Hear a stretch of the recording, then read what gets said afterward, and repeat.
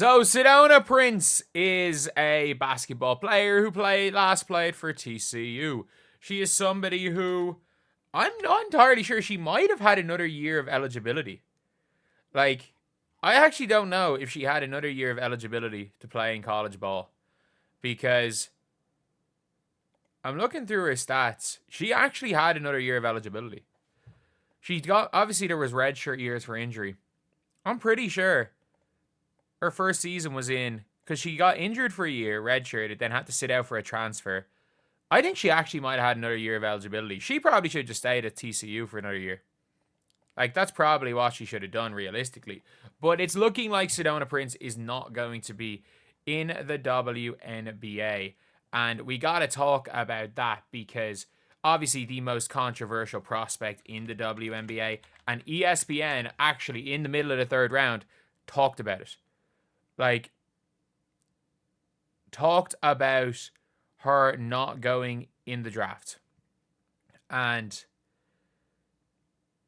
it is literally now a case where she is like, she's done. She's done. Obviously, they talked about the allegations, and look, it looks real bad. It looks real bad, and as bad as it is, like, look, I'm always going to be on the side of innocent until proven guilty in most situations, but I can't say it's a good look. Like, and at the same time, that also only applies in the eyes of the law. It doesn't apply to being on a basketball team. And also, I think the fact that I kind of think she sucks. Like, that kind of, like, I had her, if you were looking for my, like, actual predictions in the draft, I had her going, even minus the allegations, I had her going 25th. And I'm sorry, like, you don't want to be the team that takes her and pisses off your fan base for her to not go make a roster. But if you're looking now here at training camp invites, so obviously there are like drafts out of drafts, but if you're looking at a lot of the again, if you're looking at, say, just transactions, if you're looking at some of these things for training camps, so Minnesota Lynx have brought in 2 players that did not get drafted into training camp already. The one team, or the, the Mercury have invited a player from North Carolina here, Maria Gakdeng, to training camp. And the Mercury actually brought Poindexter to training camp. Ari McDonald obviously re-signed. They brought Tamira Poindexter. I actually had her predicted to go in early third round, maybe second round. So I actually think that she might make the Phoenix Mercury roster. Will she make the Mercury roster? Like, the Mercury have a whole bunch of players coming in on training camp contracts.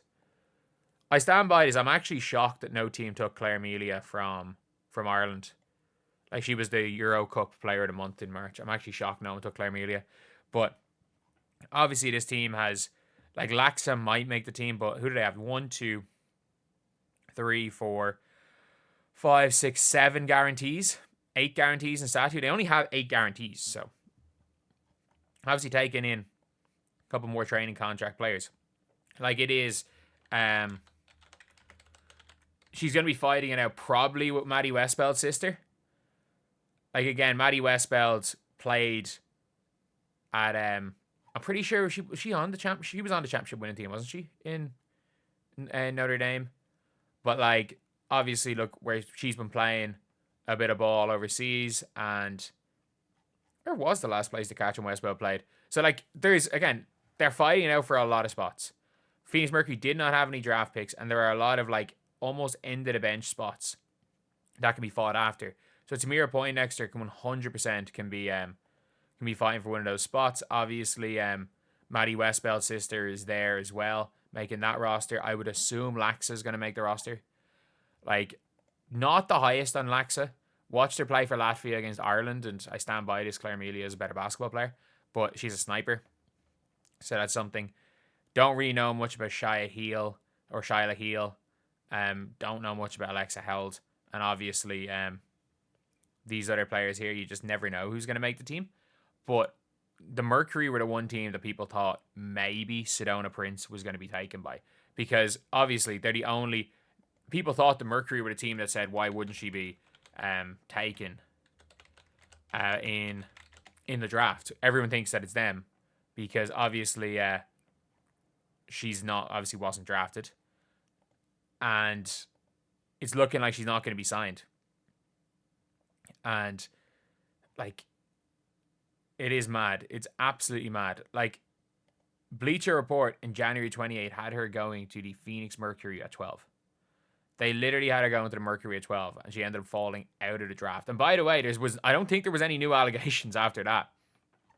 It just became more and more of a bigger issue. And I also think, I mean this, I think the fact that she sucked in big games didn't help. Like, she absolutely sucked. Like, she was absolutely horrific. So that is my reasoning for, I think, why she didn't make the team. Or didn't make any teams. And also, you don't want to piss off your fan base. Like, that's basically it. It is a combination. If she was good enough, like, if she was, for example, I'm not even going to say Paige Bueckers good, but if she was, or no good bigs in this year's draft, Kiki Iriafen good. Kiki Iriafen good. And I don't even think Kiki Iriafen is that good, but if she was Kiki Iriafen good, she still would have been drafted even with the allegations. The problem is, when it comes to Sedona Prince, is that she literally made the Texas backup big look like the best player in the country. She could not back down wings, Leatu King, and Maddie Westbeld against Notre Dame. It was literally just Madison Connor and Haley Van Lith. She became a net negative on the floor for her team. So a lot of people are like, oh, the only reason she wasn't drafted is because of all the allegation stuff. And I actually agree that is a large reason why she was not drafted. But I also think that the reason, like, with all that type of things, if those things are happening and you're good enough, you're going to stay. In every sports league, people will overlook it. Like, we've seen some stuff with Brittany Griner. Brittany Griner is good enough that people overlook some of the stuff that's happened to her. And I'm not talking about the Russia stuff. But when it comes to, like, all players, Sedona Prince is not good enough. She's not going to make a roster. So why would you take in a player that's not going to make your roster, not going to make your team better, and all it's going to do is cause fans to protest it and just cause a whole bunch of uproar? No team is dumb enough to do that. And no team's dumb enough to even just take her in training camp and let her go. Go play in Australia. I'm trying to think what summer leagues there are. Because there are plenty of pro leagues that start now. Like, there's definitely leagues that she can play in that starts now. And there's definitely leagues where they could not care less about some of the stuff. And when it comes to Sedona Prince, why not just start playing pro ball? Because she's somebody that can give 30 to players that can't play. But as soon as she comes up against any WNBA level talent, not even good WNBA level talent, like third round pick level WNBA talent, she looks like the worst player on the floor. So yeah, that is realistically why she was not drafted. Not partially because of the allegations. And I think the allegations and what it would do for the fans from the team is probably the reason why she didn't get taken in the draft.